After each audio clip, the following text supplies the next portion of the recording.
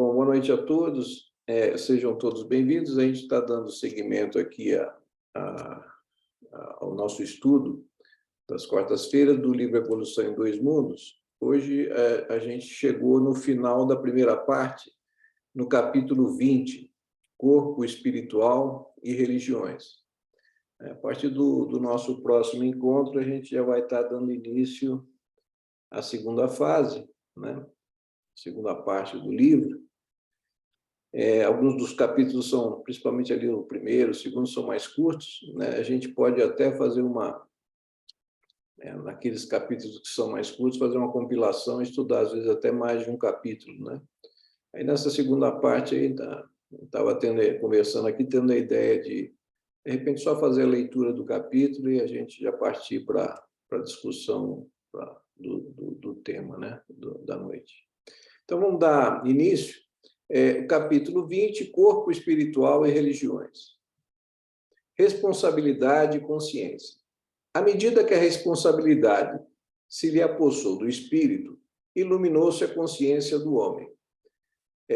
Aqui eu está falando aqui em responsabilidade, me veio à mente aqui uma questão muito interessante, né? Que é a questão da liberdade, né? Que tanto se fala hoje em dia, liberdade, como se liberdade fosse aquilo que a gente fazia exatamente, qualquer coisa que a gente deseje, né? E a gente sabe que realmente não existe liberdade sem responsabilidade, né? Então, a gente compreender que liberdade sem responsabilidade é libertinagem, né? Então, compreender que a nossa liberdade vai até o ponto em que a gente não coloca em risco a tranquilidade, a paz alheia, né? Então, isso é a responsabilidade, ou seja, lidar com a nossa liberdade de uma forma responsável, né? Nenhuma criatura tem liberdade absoluta para fazer o que bem entende, né? Sem, vamos dizer, responder por aquilo que fez, quando a gente não exerce essa liberdade de uma forma responsável, né? A centelha da razão converterá-se em chama divina. A inteligência humana entendeu a grandeza do universo e compreendeu a própria humildade, reconhecendo em suas entranhas a ideia inalienável de Deus. Conduzindo-se, então, de modo racional, experimentou profundas transformações. Percebe, nesse departamento, que, além das operações vulgares da nutrição e da reprodução, da vigília e do repouso, estímulos interiores inelutáveis trabalham-lhe o âmago do ser, plasmando o caráter e o senso moral, em que a intuição se amplia segundo as aquisições de conhecimento e em que a afetividade se converte em amor, com capacidade de sacrifício, atingindo a renúncia completa, né? Ou seja, é o despertar da consciência, né? A gente sair daquela fase de animalidade, aqui como ele coloca aqui, né? Só nos preocupando com a nutrição, com a reprodução, com a vigília e com o repouso, e a gente começa a ter um despertar da consciência, né? Compreendendo esses valores espirituais que estão acima desses automatismos materiais, né? Animais. Até a época recuada do Paleolítico, interferiram as inteligências divinas para que se estruturasse o veículo físico, dotando-o com preciosas reservas para o futuro imenso.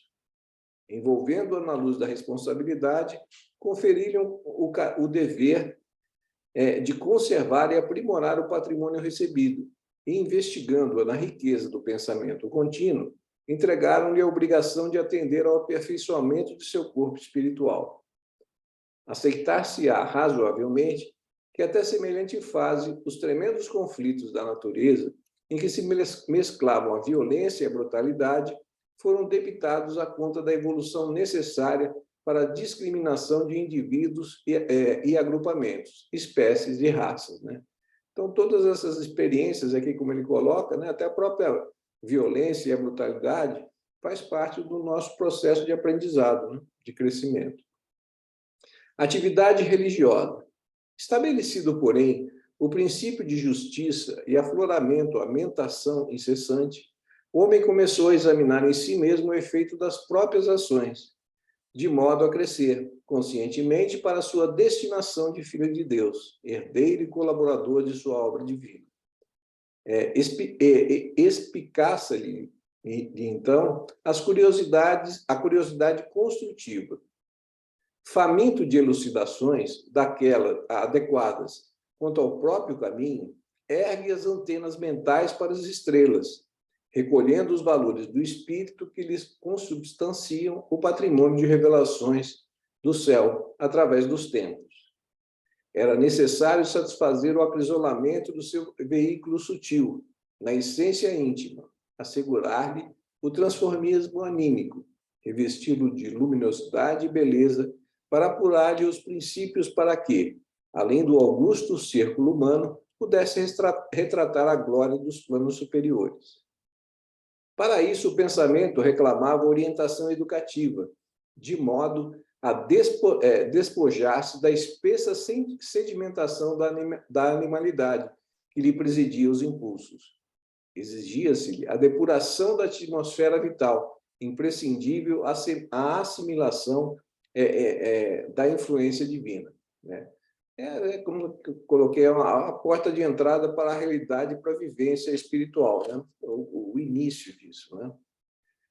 E a atividade religiosa nasceu por instinto mundial de higiene da alma, traçando ao homem diretrizes à nutrição psíquica, de vez que, pela própria perspiração, exterioriza os produtos que elabora na usina mental, em forma de eflúvios eletromagnéticos, nos quais se lhe corporificam em movimento os reflexos dominantes, influenciando o ambiente e sendo por ele influenciado. A ciência médica, rica de experimentação e de lógica, surgiria para corresponder às necessidades do corpo, mas a tarefa religiosa viria ao encontro das civilizações, plena de inspiração e disciplina, patrocinando a orientação do corpo espiritual em seu necessário refinamento.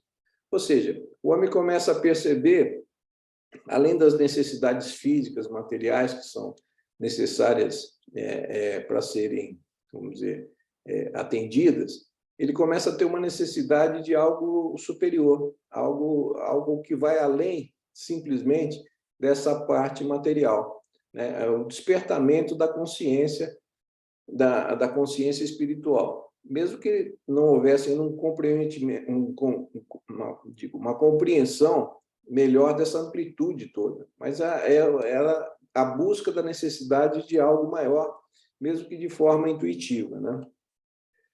Enxerto revitalizador. Nesse sentido, a espiritualidade sublime, amparando o homem, jamais lhe menosprezou a sede de consolo e esclarecimento. Quanto mais angustiosos se lhe esboçavam os problemas da dor, com a guerra íntima entre a razão e a animalidade, grande massa de espíritos ilustrados, mas decaídos de outro sistema cósmico, renasceu no tronco genealógico das tribos terrestres, qual enxerto revitalizador, embora isso representasse para eles amarga penitência expiatória. São os exilados de Capela. Né? Muita gente acha que Capela é um planeta, mas, na realidade, Capela é um sistema estelar binário, né, que está na constelação do Cocheiro, em que, no quarto planeta desse sistema estelar binário, houve essa passagem, essa transformação que a Terra está passando atualmente. Né? E vários espíritos ali exilados vieram aqui para a Terra para continuar o seu processo evolutivo e impulsionar, né, o nosso processo evolutivo aqui no planeta, que, apesar do ponto de vista moral, eles ainda terem bastante dificuldade, do ponto de vista intelectual, eles já eram bastante avançados. Né? Constitui-se, desse modo, a raça adâmica, instilando no homem renovadas noções de Deus e de vida. Né? Aí está na Bíblia Adão e Eva, né? a perda do paraíso, né? de forma alegórica, é justamente esses espíritos que foram expulsos do paraíso, ou seja, do planeta de origem deles, e foram trazidos aqui para a Terra para continuar o seu processo evolutivo e nos ajudar aqui no nosso desenvolvimento, né? Então, são aquelas raças adâmicas, né? A gente sabe que as raças adâmicas são os egípcios, os hindus, os arianos e os judeus, né? Cada um era um tronco de criaturas daquele planeta que vieram exilados para cá. Levantam-se organizações religiosas primordiais, povos nômades e agrupamentos escravizados ao solo por extremado gregarismo, adotaram as mais estranhas formas de fé e se emolduraram por barbárie natural, através de intercâmbio fragmentário com o plano extrafísico. Os espíritos exilados, presos a essa rede organogênica, em que se lhes tecia o cárcere no carro biológico, ainda profundamente primitivista, muitas vezes revoltados e endurecidos, alienavam-se às tábuas selvagens, em cultos sanguinários e indescritíveis, desvairando-se nos mais aviltantes espetáculos de crueldade, em nome dos deuses com que fantasiavam as entidades inferiores do seu convívio doméstico, né? Então, aqui está falando exatamente isso, a importância desses espíritos nos primeiros desenvolvimentos de noções de espiritualidade, de transcendência, mesmo que de uma forma equivocada, né? Como ele coloca aqui. Então, a gente imagina, né? Aqueles espíritos já altamente já intelectualizados, como ele coloca aqui, revoltados, né? Por quê? Porque eles se viram trazidos a um planeta primitivo, né? Tendo que reencarnar em formas físicas bastante ainda primitivas, né? Bastante inferiores àquelas formas físicas que eles já tinham habitado, né? No planeta de origem. Alguns deles, no entanto, movidos de compulsão, entraram em fervoroso arrependimento das culpas contraídas no mundo aprimorado, de que provinham, e não obstante os embaraços que lhes antepunham aos sonhos de recuperação, começaram instintivamente a formar núcleos isolados para o cultivo de meditações superiores em sagrados tentames de elevação. Ou seja, esses aqui já começaram a, vamos dizer, cumprir o papel evolutivo que eles vieram aqui desempenhar, né? Já com arrependimento, já com uma busca de uma melhora. Religião egipciana. Depois de longos e porfiados milênios de luta espiritual, surgem no mundo como grupos por eles organizados a China pré-histórica e a Índia védica, o Antigo Egito e as civilizações outras que se perderam no abismo das eras, nos quais a religião assume aspecto enobrecido como ciência moral de aperfeiçoamento para a mais alta ascensão da mente humana, a consciência cósmica, né? Aqui a gente também, nas raças adâmicas, a gente esqueceu de citar também aqui a China, né? A China, o povo chinês ali nos primórdios, né? Dentre todos, desempenha o Egito missão especial, organizando escolas de iniciação mais profunda. Em obediência aos requisitos da crença popular, herdeira intransigente das fixações mitológicas, mantém o sacerdócio cultos diversos a deuses vários, nas manifestações esotéricas dos templos descerrados ao povo. O lar e a escola, a agricultura e o comércio, as indústrias e as artes, possuem gênios especiais que os presidem, em nome da convicção vulgar, mas na intimidade do santuário. O monoteísmo dirige a implantação da fé. A unidade de Deus e o alicerce de toda a religião egipciana em sua feição superior. Para ela, os atributos divinos são a vontade sábia e poderosa, a liberdade e a grandeza, a magnanimidade incansável, o amor infinito e a imortalidade, né? Os valores que esses povos trouxeram, né?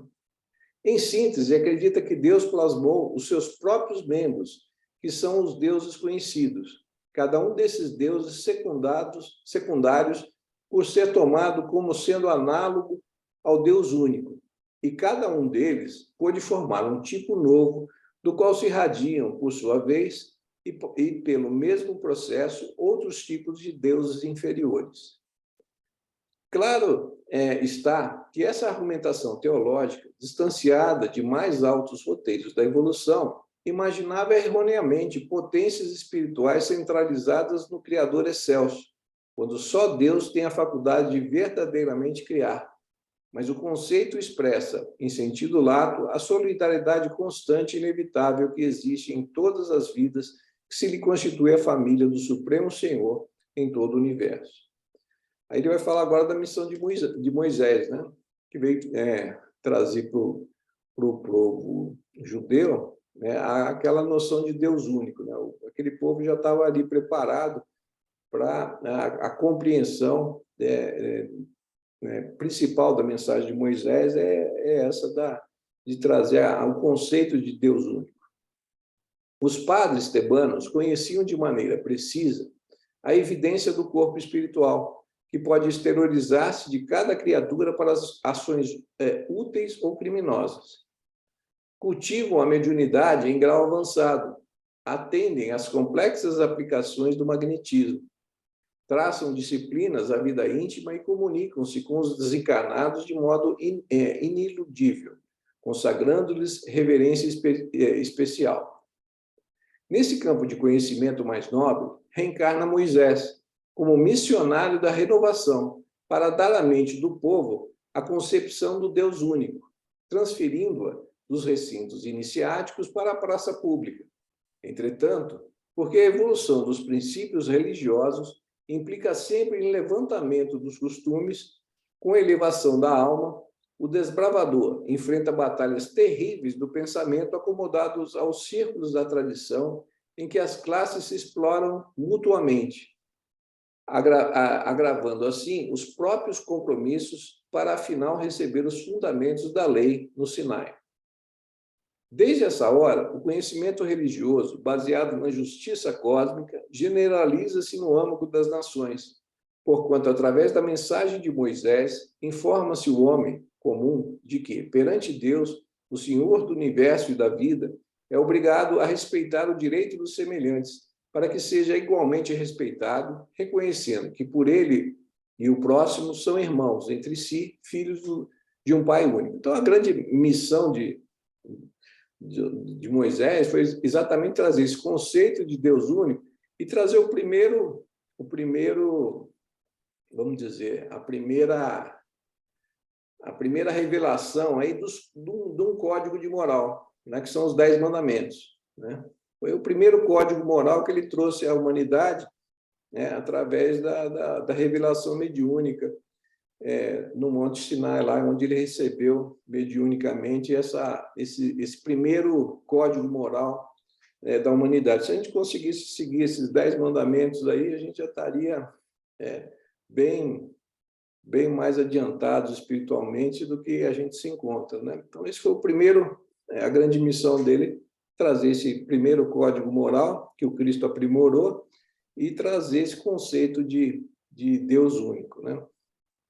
A religião passa, desse modo, a atuar em sentido direto no acrisolamento do corpo espiritual para a vida maior, através da educação dos hábitos humanos a se depurarem no cadinho dos séculos, preparando a chegada do Cristo, o governador espiritual da Terra.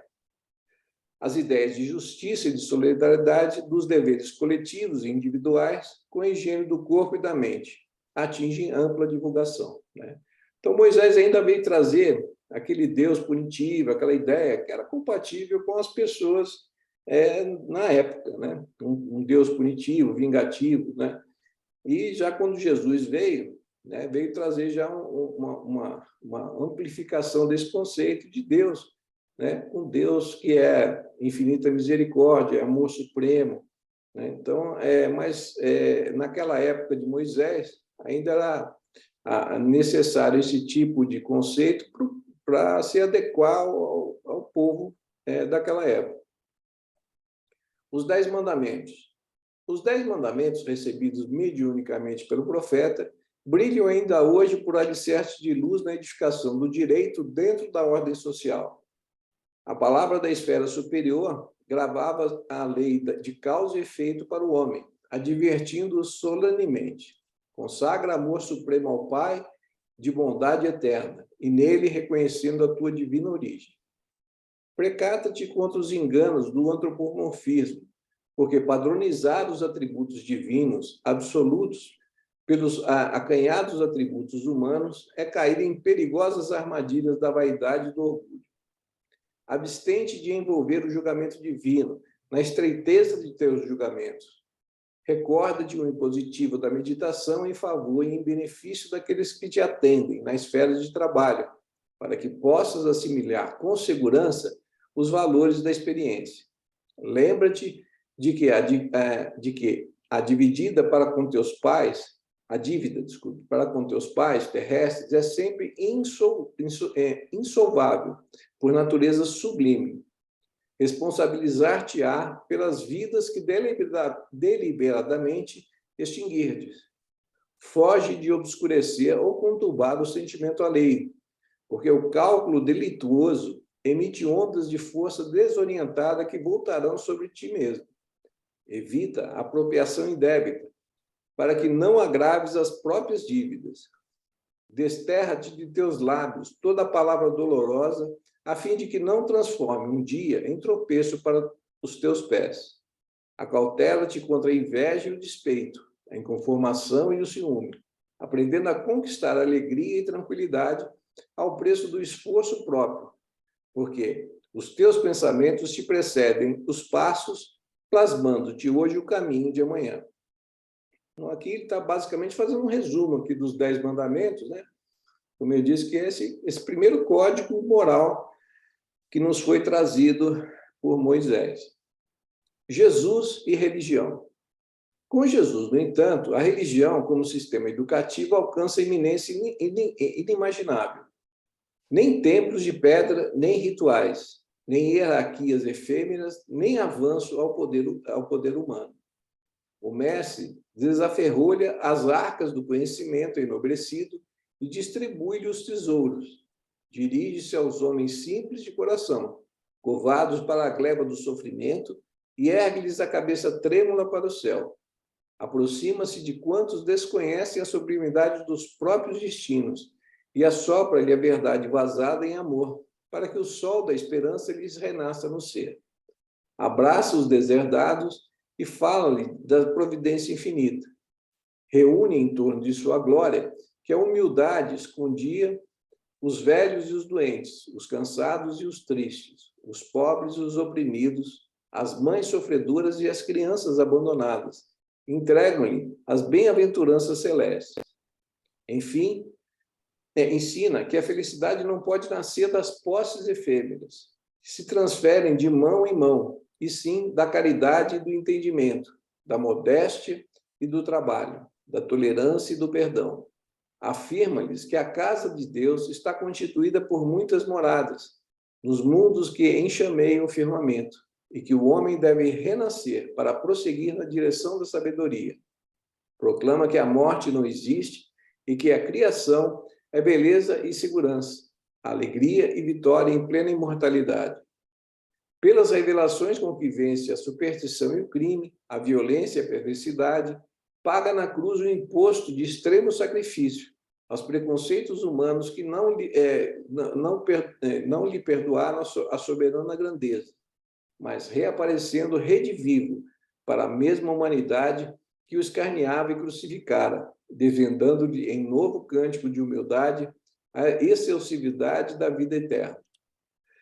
Então, aqui, Jesus vem o quê? Vem estender, vem ampliar esse código de moral que Moisés iniciou, né? Então, ele vem aí desvendar uma série de outras realidades que, para aquela época, ainda não eram possíveis, né? Na realidade, aqui nesse capítulo, ele está falando das 3 revelações, né? Primeiro, Moisés, né? Depois Jesus e depois a própria doutrina espírita, né? Consolador prometido, né? Que é agora o que a gente vai ler. Revivescências do cristianismo, né? A própria doutrina espírita que veio relembrar aquilo que já estava esquecido, né?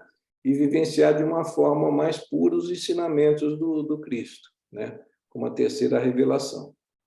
Erige-se, desde então, o Evangelho em código de harmonia, inspirando o devotamento ao bem de todos, até o sacrifício voluntário, a fraternidade viva, o serviço infatigável aos semelhantes e o perdão sem limites. Iniciam-se em todo o orbe imensas alterações. A crueldade metódica cede lugar à compaixão. Os troféus sanguinários de guerra desertam dos santuários.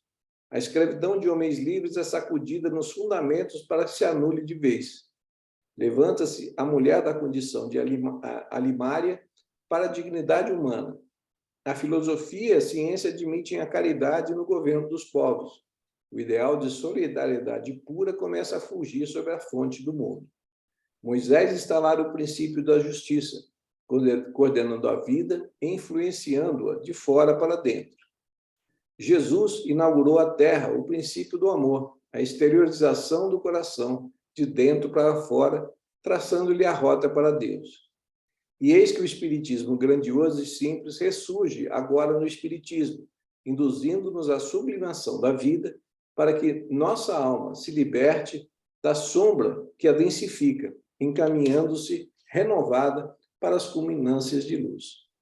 E aqui ele encerra o capítulo, né, fazendo uma breve exposição de cada uma dessas 3 revelações que nos foram trazidas, né? Aqui, dando seguimento aqui, rapidamente aqui com aqueles nossos slidezinhos aqui, né, os capítulos, os itens tratados aqui nesse capítulo, né, que a gente acabou de ver: atividade religiosa, missão de Moisés, Jesus e religião, e tratando aqui sobre responsabilidade e consciência. Desenvolvimento da responsabilidade no espírito levou à iluminação da consciência humana. A centelha da razão tornou-se chama divina. O homem entendeu a grandeza do universo e compreendeu a própria humildade, reconhecendo em si a inalienável ideia de Deus, né? Então, Deus começa a sair somente daquelas preocupações da animalidade, né? Da sobrevivência, da satisfação das necessidades materiais, e começa a buscar algo mais elevado, mesmo ainda sem ter uma consciência mais aprimorada do que aquilo fosse, mas já buscando algo que transcendia a própria matéria, né?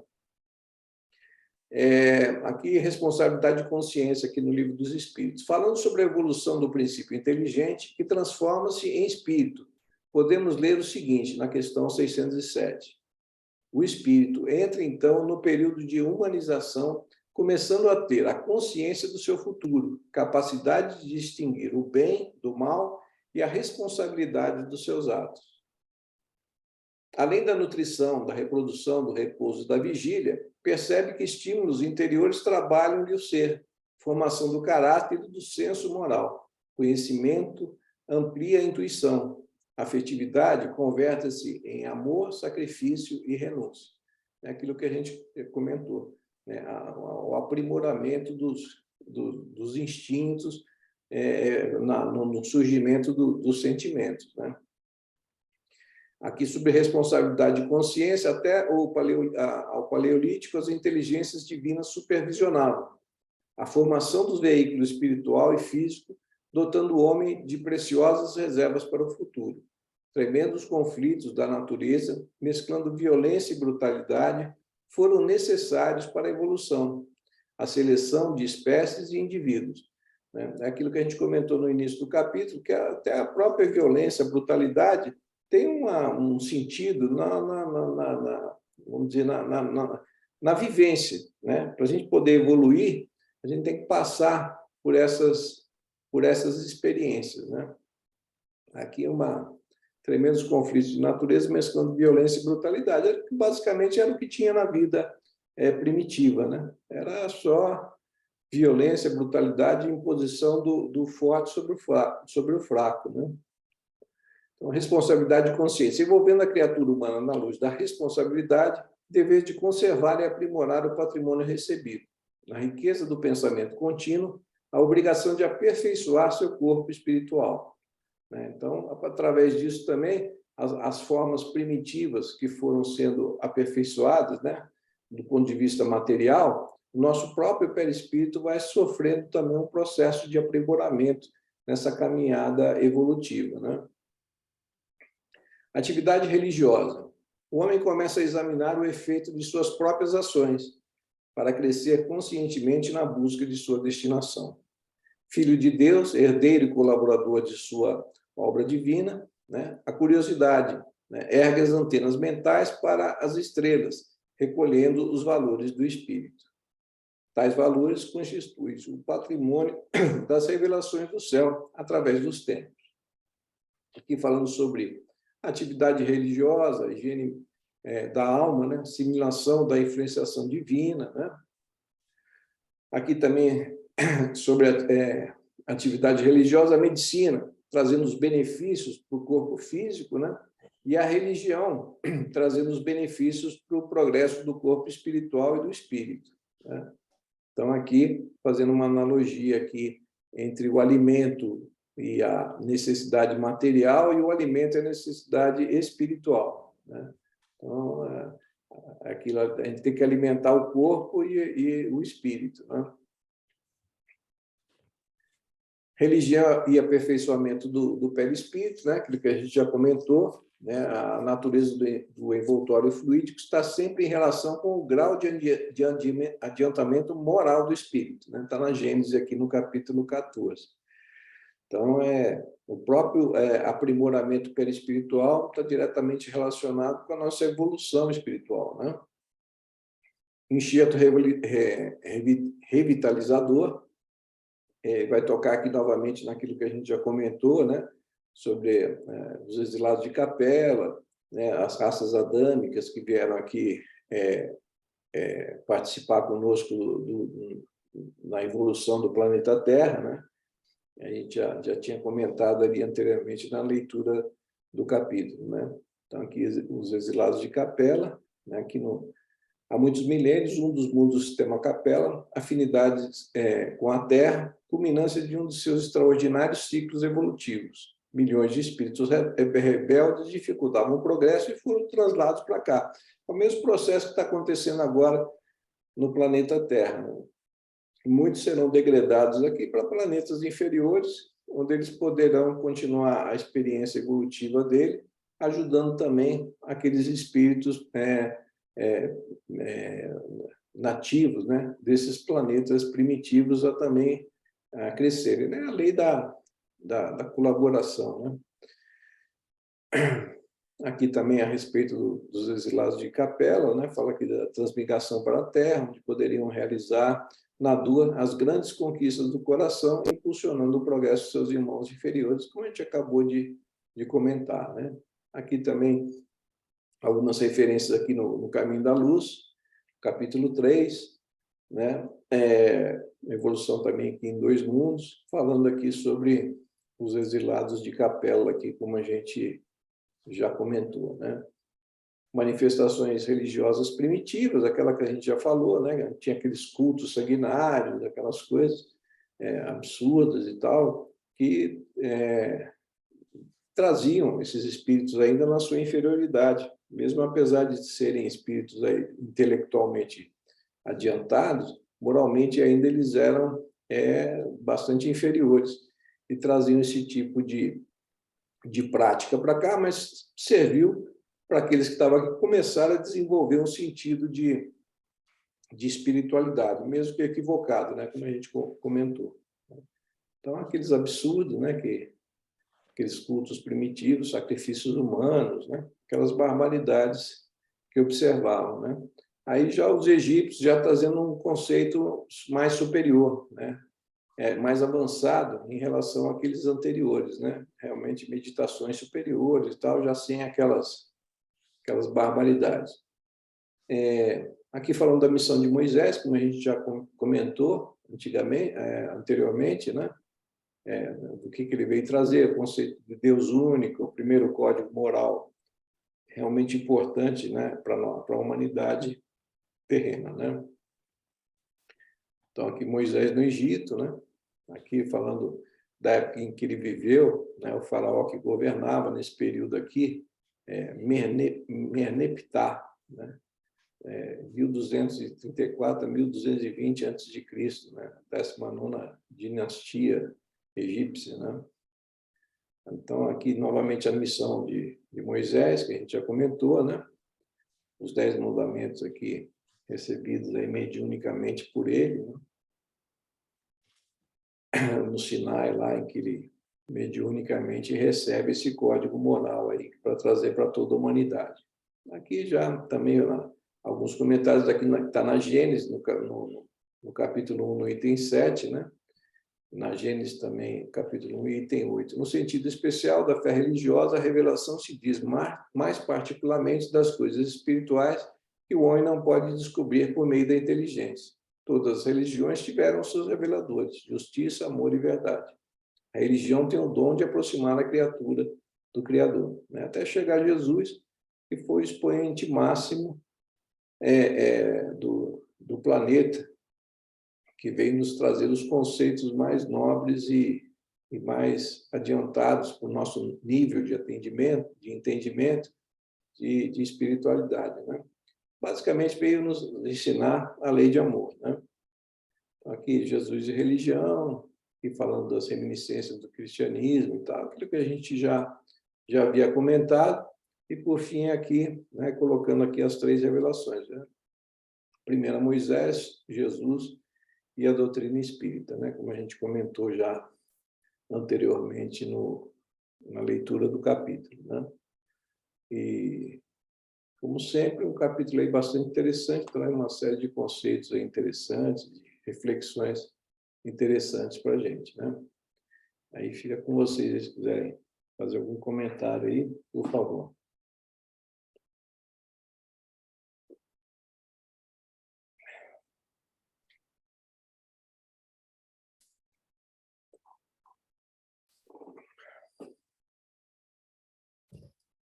Tudo bom, André? Tudo bom? Eu achei muito interessante. Eu não sei se vocês repararam, mas quem psicografou esse capítulo foi Chico Xavier. Porque esse livro, um capítulo era o Chico, outro capítulo era o Valdo Vieira. E esse foi Chico. Só Chico para psicografar um capítulo desse, né? E se vocês observarem, é um capítulo que quase que ele dá uma resumida na codificação, né? Ele fala que desde a época antes de Moisés, ele traz, então, as 3 revelações, Moisés, Jesus e o Espiritismo, né? De maneira muito pontual, né? Quase que cirúrgica. E aí, né, obviamente, está relacionado com o André Luiz, como médico, com essa capacidade aí de resumir, né? Porque é uma capacidade de resumir, né? Se um capítulo, quantas páginas tem esse capítulo? São poucas páginas. Mas olha capacidade de ele conseguir sumarizar, né? Trazendo, então, os pontos assim mais cruciais, né? E aí a gente vê como é que Chico realmente é um espírito muito, muito avançado, muito próximo de Jesus, né? Para conseguir trazer isso aqui. E de uma forma assim bem, bem objetiva, né? Lógico, mas ele psicografou, né? Esse aqui é o espírito André Luiz com todos os seus mentores, né? Mas óbvio que isso aqui, Chico, ele, com a bagagem dele que propiciou trazer obras tão ricas, assim, a gente sabe disso, né? E também não é à toa, né? E, né, as fontes são muito fortes de que é o mesmo espírito da codificação, né? Chico, Kardec. Então, isso bate, né? Isso bate exatamente com essa capacidade de intermediar esses conteúdos tão sublimes, né? Tão importantes, e trazendo para a gente de uma maneira agora mais contemporânea, né? O verdadeiro cristianismo. Isso aqui é muito interessante para justamente, né, nós espíritas estamos precisando muito disso, porque em todas essas confusões que os próprios espíritas estão, né, se confrontando aí por causa de as questões políticas que estamos envolvendo nesse momento, mas não podemos esquecer que a nossa doutrina é essa aqui, ó, né? Ela é muito clara, ela é inequívoca, ela é baseada aqui na parte moral, né? E o Espiritismo vem trazer exatamente isso, né? Nos propiciando a condição de nossa transformação moral interior. E aí, obviamente, quando a gente fala em transformação moral, é incabível com muitas coisas que a gente tem visto aí, nesse momento. Embora a gente sabe que é um momento transitório, vai passar, foi previsto e tudo mais, mas eu acho que é importante vir, né, essas obras e trazer para a gente de maneira muito pontual, para não ficar devagando, né? Nós, seres humanos, temos mania de ficar devagando e buscando e fundamento em coisa que não tem nada a ver e fugindo aos princípios básicos da nossa doutrina, tão, tão inequívoca, né? Acho que esse é o grande ponto forte do Espiritismo, que traz o Evangelho de Jesus de maneira inequívoca, clara, objetiva e atual, e mostrando para a gente qual é o norte, sem contradição. Eu não vejo contradição alguma na doutrina espírita. Eu quero que alguém me mostre aonde existe contradição. Eu só vejo contradição sendo criada pelos espíritas, porque na doutrina não há uma contradição. Uma. Esse capítulo cita uma obra maravilhosa, que é Caminho da Luz, né? Está aqui a nota. O Caminho da Luz, está aqui na nota aqui. Essa obra Caminho da Luz, ela é maravilhosa, né? Maravilhosa, maravilhosa. E inequívoca. Inequívoca. Eu não vejo como é tão claro, né? Agora, nós não estamos no momento de desunir. Nós estamos no momento de unir. E às vezes precisa vir um mal que começa a combater as religiões para que elas quebrem as suas arestas e divergências e se unam dentro de uma filosofia única, né? Que é justamente a parte moral, que é o que ensina mais importante aí o Evangelho de Jesus. Lógico, nessa parte moral está o amor, sem dúvida nenhuma, como o ponto mais sublime, mas ela é moral, transformação moral. É muito claro, ao meu ver, né? Maravilhoso esse capítulo. Eu acho que nunca. Olha, eu vou te falar, na minha opinião, minha humilde opinião, eu considero esse aqui o capítulo mais importante dessa obra. Mais importante dessa obra. Que nos traz realmente de maneira muito, muito pontual, muito forte, essa questão moral clara, e que não deixa dúvida nenhuma para ninguém. É só ter olhos para ver, ouvidos para ouvir. Uma coisa interessante que você comentou aí, e a gente tem visto, né, nesse livro e nos outros todos, né, por exemplo, como em poucas folhas, né, a capacidade de concentrar uma quantidade de informação enorme, né? Então, assim, a Impressionante. capacidade de síntese, que é típica dos espíritos superiores, né? Você vê assim, Jesus, né? Orai e vigiai. Você vê né? Duas palavras que a capacidade de sintetizar coisas tão profundas, né? Com poucas palavras, com a gente que ainda tem uma dificuldade enorme, a gente é muito prolixo ainda, né? A gente fala muita coisa e não diz nada, né? Mas, assim, os espíritos realmente que têm essa capacidade de síntese, e a gente observa Jesus, né, como exemplo máximo disso, né, que, né, orai e vigiai, conhecereis a verdade vos libertará. Você vê assim, dentro de uma dessas frases, né, tem um tratado de conhecimento, de informação, se a gente for analisar isso de uma forma mais profunda, né?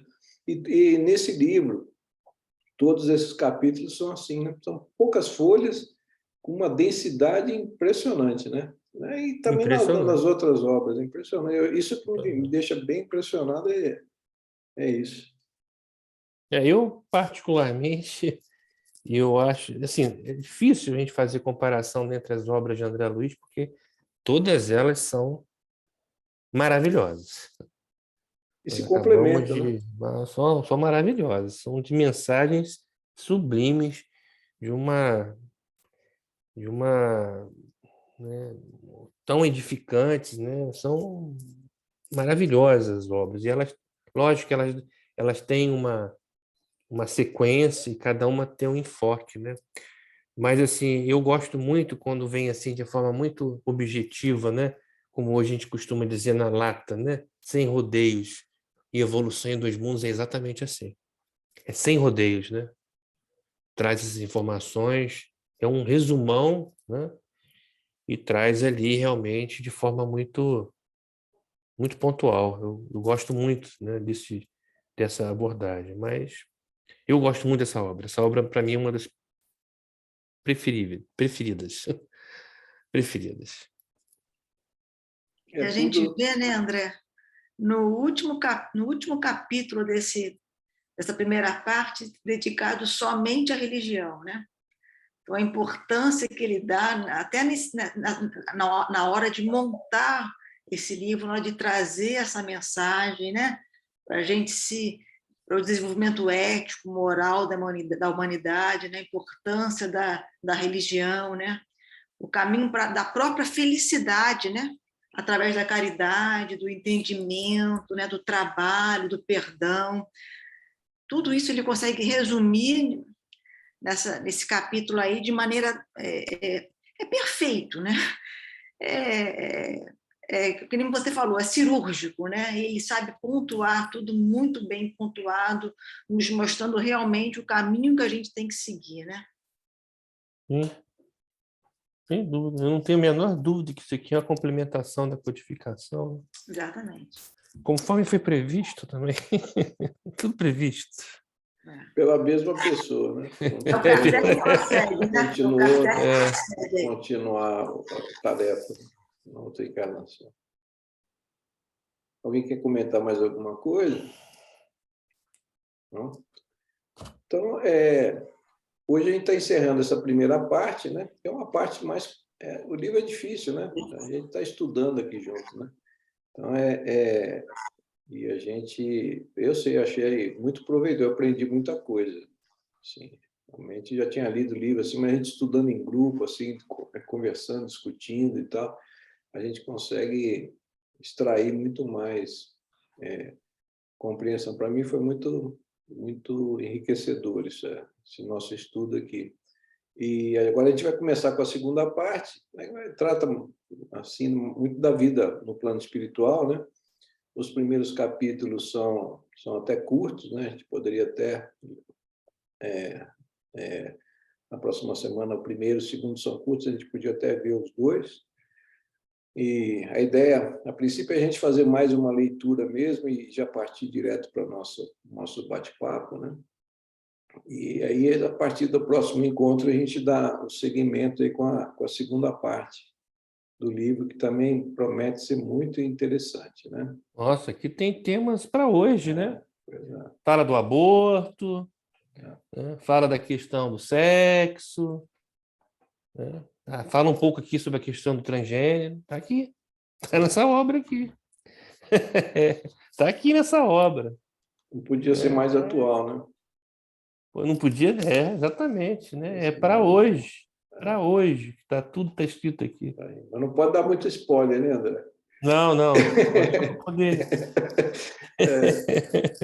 É isso aí, mas vai ser bem interessante mesmo, aí vai ser bem enriquecedor. Então, nossa próxima semana a gente dá seguimento, iniciando aí a segunda fase. Tá? Alguém quer fazer nossa prece aí de encerramento?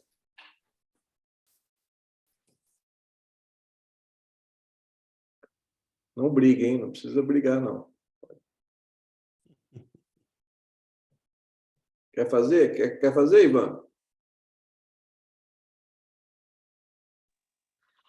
Eu acho que dá para fazer sim. Obrigado pela oportunidade.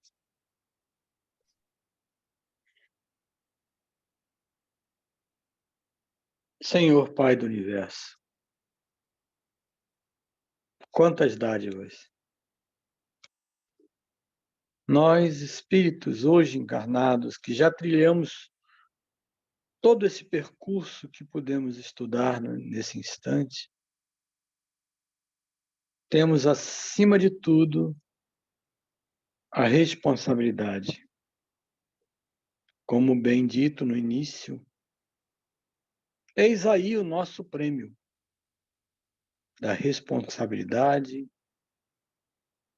de levar o caminho da vossa obra aos mais simples, aqueles que ainda buscam, de alguma forma, compreender o vosso universo. Na pequenez de nossos sentimentos, Pai, só temos a gratidão como retribuição à vossa plenitude. Abençoai-nos, Senhor, a cada um de nós que aqui estamos nesse instante. Abençoai, Senhor, nossas casas espíritas, que estão já por todo o planeta Terra, desde os países mais retumbantes até aqueles mais simplórios. Porque, como podemos ver, a obra continua e a evolução se faz a caminho da perfeição e da iluminação plena de todos nós. Abençoai a nossa semana, Pai. Dai-nos a força para continuarmos até então. Que assim seja. Obrigado, obrigado. Que assim seja. Que assim seja. A gente vai dar o seguimento aí agora na segunda parte, né? É o capítulo 1 aqui, Alimentação dos Desencarnados, né? Que é um capítulo curto, né? E a linguagem do desencarnado. Eu acho que a próxima semana a gente podia até pegar aí esses 2 ou 3 primeiros capítulos, que são capítulos bem pequenos, né? E dar seguimento aí juntando mais de um capítulo. Acho que talvez o que vocês acham dos próximos 3 primeiros capítulos, acho que a gente podia se fixar neles. Cada um é quase uma página só. Dá uma olhada, Nilton, durante o Isso. tempo aí, de repente, no dia você já nos ou Isso, escreve dizendo, serão Isso. tanto. Eu acho que nós estaremos aqui todos a maior boa vontade, Nilton. Eu acho que isso você, aí. podendo nortear, a gente segue o jogo. Isso. Vamos dar seguimento que essa segunda parte, como a primeira, também é muito interessante. Tem temas aí muito importantes para a gente estudar, para a gente aprender. Tá bom? Então, a gente vai encerrando aqui a nossa gravação, deixando uma boa noite a todos, não só aqueles que aqui conosco estão, como aqueles que também estão nos acompanhando lá no canal do YouTube, né? Para agradecermos aí o prestígio aí que eles têm dado ao nosso estudo aí, esperando que a gente possa ser útil, né, de alguma forma aí para outras pessoas, né? Porque para a gente, pelo menos para mim, tem sido bem proveitoso, né, esse estudo, né? Tem aprendido bastante coisa. Bom, então, agradecendo a todos, desejando uma boa noite aí, muita paz aí para todo mundo. A gente vai encerrando aqui a nossa reunião da noite de hoje, tá bom? Uma boa noite a todos.